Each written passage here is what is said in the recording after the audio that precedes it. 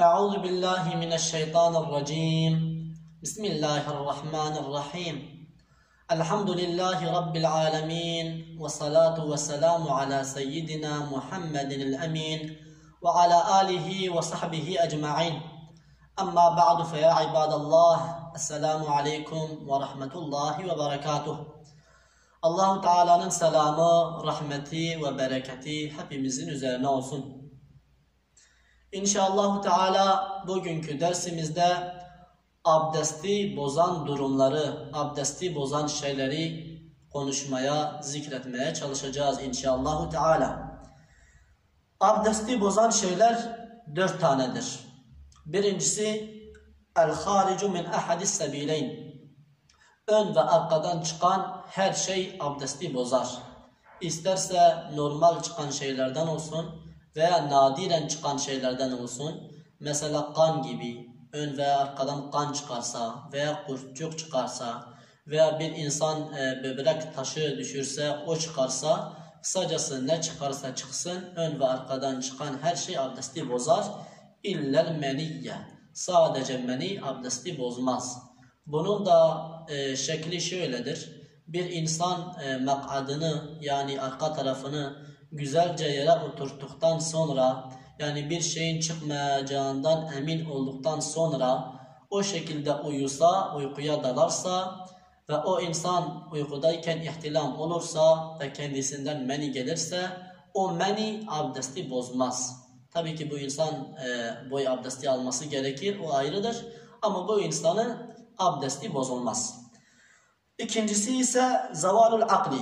İnsanın aklının gitmesi de insanın abdestini bozar. Bu aklının yitirilmesi, aklının gitmesi nasıl olabilir?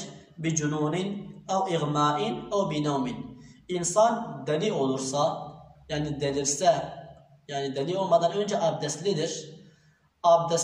Abdestli olduğu halde insan deli olursa, delilik geçirirse veya insan baygınlık geçirirse veya insan uykuya dalarsa, uykuya daldığı zaman da insanın aklı gidiyor. Bu şekillerde insanın aklı gittiği zaman insanın abdesti bozuluyor. Tabii ki illen nevme ka'iden mumakkinen mak'ada. Dedik insan uyuduğu zaman da insan aklını yitiriyor. Aklı gidiyor. Onun için uyku da abdesti bozar.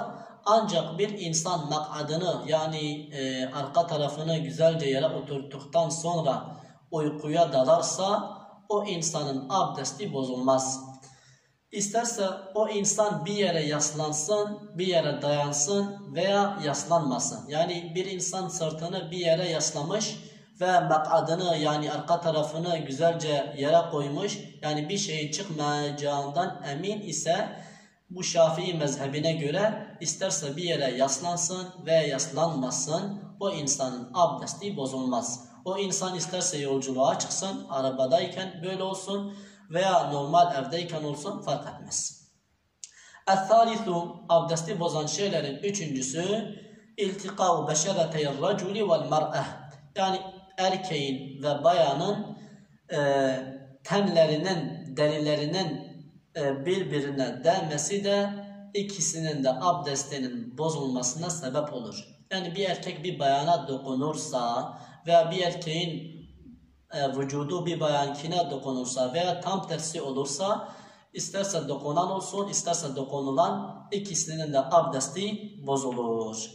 Tabi وَلَا يَنْقُدُ صَغِيرٌ اَوْ صَغِيرَةٌ لَا يُشْتَهَا.